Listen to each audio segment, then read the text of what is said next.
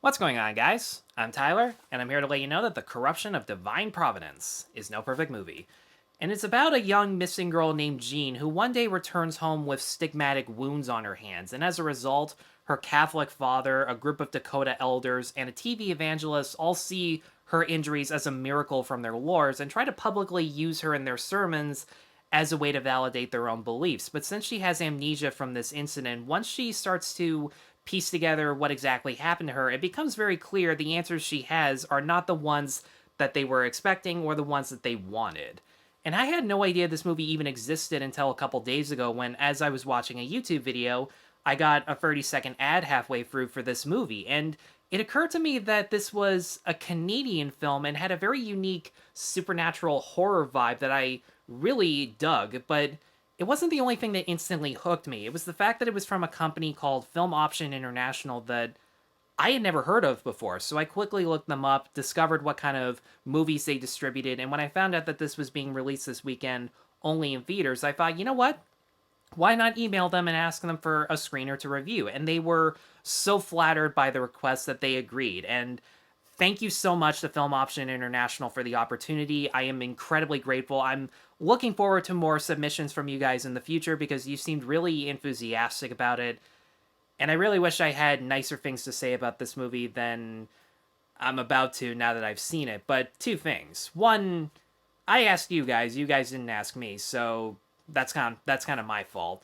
And two, I'm going to start off with the positives because honestly, there are a few very impressive aspects about this movie. For one, the performances are all really good. The cast had a difficult job at portraying characters with key personality traits that make them instantly unlikable, but slowly over time you start to discover certain events about their backstories that don't justify their actions, but they at least explain the sinful nature and where that attitude comes from. David LaHaye, as the father of the family in particular, has experienced a lot of bigotry in the past for being Métis. And for those who don't know, Métis is a group of indigenous people who are of mixed indigenous and European heritage, usually French. So he has experienced a lot of unfortunate, tragic events in his past, but now that his daughter is a celebrity, he has a certain level of power that he believes he's deserved his entire life, and he uses it to make such repulsive choices like offering exclusive access to this incredibly slimy TV evangelist for his sermons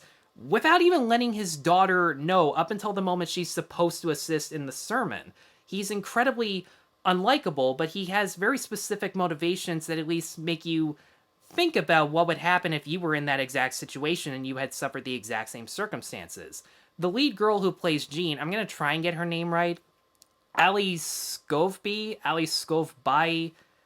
I apologize. I really wish the emails that I given had pronunciations, but she had the most difficult job in the entire cast, where she has to switch through differing emotions from scene to scene without ever going over the top, especially during this one fantastic sequence where she is being given a test to determine whether or not she's been possessed. And she has to switch from being completely innocent and confused over what's going on to suddenly bursting with energy as something or someone begins to take over. The way she transitions with her facial expressions, her body language, and her line delivery were absolutely spot on and perfect. And she had to have been the most consistent actor throughout the entire film. And once you start to piece together alongside her what exactly she had experienced beforehand, and she reveals it in the first sermon she does on her own, she slowly starts to unravel things that people either don't know or don't want to admit to, where all of a sudden she goes from being oppressed to potentially being an oppressor by displaying a certain amount of abilities that I don't want to spoil that also make you question whether or not she truly deserves this power. You know good and hell well that Sevier, as the TV evangelist, deserves none of this power because he was incredibly good at being this slimy, manipulative, one-note profiteer who is really good at manipulating events to make them seem completely positive and worth it in the name of the Lord's will. And it's reminiscent of pretty much every TV evangelist who has their own plane, but in this case, he has his own very luxurious RV.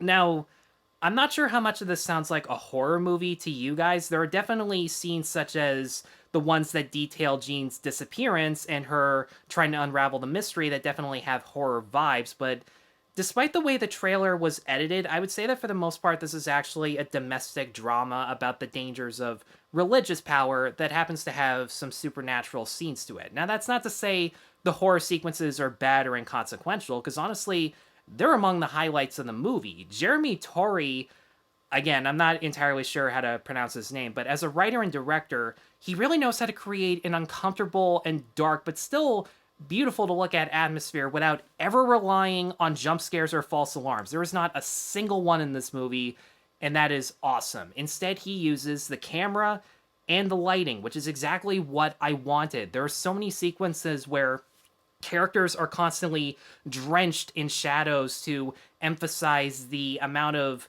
crisis of faith that they're experiencing. For example, someone who is equally sinful but also righteous has half a face that's completely lit and half that's a complete silhouette.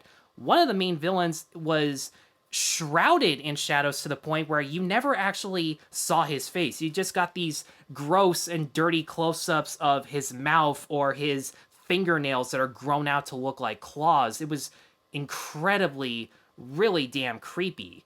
And in regards to the more dramatic scenes of the film, which is, in my opinion, 80% of the movie, there's still a distinct visual style where Torrie uses a lot of over-the-shoulder shots to really put you in the claustrophobia that this family is going through, make you feel as if you're spying on them the same way that these reporters and these spiritual leaders are. And honestly, if the whole theme of the movie centers on religion and the fact that God is all-knowing and all-seeing, I would argue that that's another good way to use that camera work as a visual metaphor. So, okay, the performances are good, the direction is decent, and the more violent sequences really demand for the special effects to be good. And honestly, for a low-budget movie, this has some of the best special effects that I have ever seen. They were incredibly seamless. The stigmatic wounds on Jeanne's hand, there's this one sequence where the villain I had talked about before cuts and seals a wound within a matter of seconds that looked just completely spot on. Whatever decisions the producers made over their budget, they made incredibly smart decisions over what to show and what not to show. If there were some scenes that required some run-of-the-mill CG effects, because there are a few, they're filmed in wide shots where it doesn't really matter. And when they have the budget to really go all out, that's when they film those sequences in a close-up. And it makes it creepy, it feels dark, and it feels unbelievably impressive. It feels like they had more money than they really did. So, good production value aside, what's really the problem with this movie? And for me, it's the way events are paced out in the script and the way they transition from one scene to another, because the way that they transition from drama to horror and vice versa felt incredibly abrupt every single time it happened. Horror-wise, whenever they showed something grotesque or some disturbing imagery, there was never enough build-up or transition in order to make it feel incredibly creepy, or at least creepy enough for me to really recommend this movie.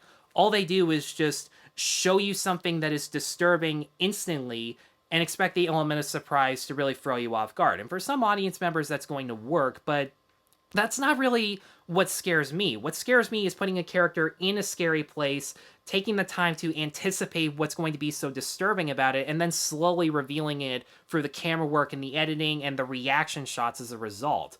And I didn't really get that vibe in regards to this movie. The most we ever got to build up are these really weird establishing shots that feature crawling insects and a lot of overlapping, dark, gritty sound effects that were creepy. The sound design was really well done, but it felt like a one-off trick. And drama-wise, the events that I talked about where certain things about characters' backstories are slowly revealed, they're mostly revealed through exposition and a lot of monologues between characters who are already established as friends or family members and revealing information like it's brand new to them, as opposed to taking the time to show the daily lives and routines of this family before all this dark shit happens. Because it's not even 5 minutes in, at least that's what it felt for me, that this woman was already returned and found with the wounds. All of a sudden, it just felt like I was being thrust into a situation without knowing anything about these people. And that might have been what they were going for, but they felt incredibly underdeveloped. For the longest time, Jeanne wasn't even really a character. It was just the actress giving a good performance, and then all of a sudden they slowly unraveled what happened. And that part was very interesting, but what I said about the father experiencing racism in his childhood, you never see this stuff happen. You only see him talking about it to his son as if he had never mentioned this shit to his son before, even though his son is like 14 or 15 and he's incredibly shocked that his father doesn't stay out in the sun so he doesn't get darker, even though his son is darker. So hell, there's a moment not even 5 minutes in, again, where a character seriously says, as you know, and then proceeds to explain in great detail who he is as if this guy didn't actually know. I can't believe that this is still a screenwriting cliche. Why is this a screenwriting cliche? And the son that I mentioned before, the younger brother of Jeanne, is in this movie for absolutely no reason other than this 30-second scene where he and a priest make contact in a way that's not as creepy as it sounds, but it means exactly what you think it means. But that's the first and last time that it's ever brought up. It's the first and last time that priest is ever implied to have any type of sin in that regard.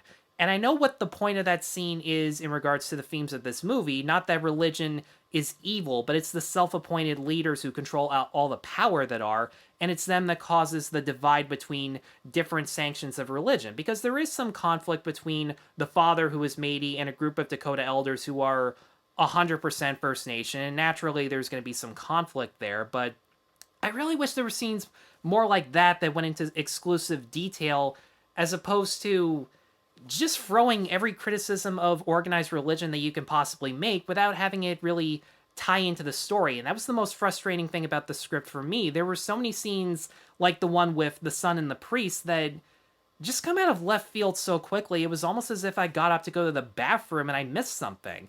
With the ending especially, because I won't spoil what it is, but it's supposed to be left up to interpretation what really happened and what the future has in store for everyone in the film. But for me,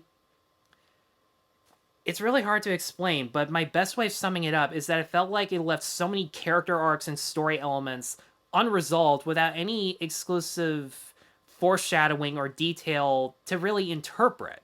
So I feel bad making this review inherently. I got so scared because I hadn't reviewed a movie like this in years. And usually it's people who request me to do these reviews and I end up being so disappointed. But like I said, I'm the one that came to this studio, so I gotta face up to it. And honestly, there are some things that are incredibly impressive about this film. The performances are decent, the direction is solid, and the effects are some of the best I've ever seen for a low-budget movie.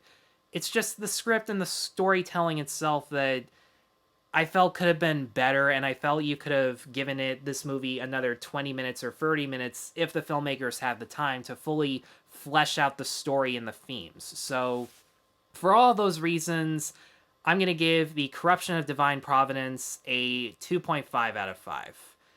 I would recommend checking this movie out, though, if you really want to see any movie and you have access to theaters and you want to see more Canadian movies, because chances are the elements that I criticized are going to differ with each and every person. So if you have the chance, I'd check it out at least once. I'm glad I saw it. Anyways, guys, thanks as always for watching. If you have seen The Corruption of Divine Providence and you disagree, let me know in the comments below what you liked about it, because I'm very curious. Be sure to stay tuned for more reviews, be sure to like and subscribe, and be sure to check out my other videos at Sharp Edge Cinematics. Take care.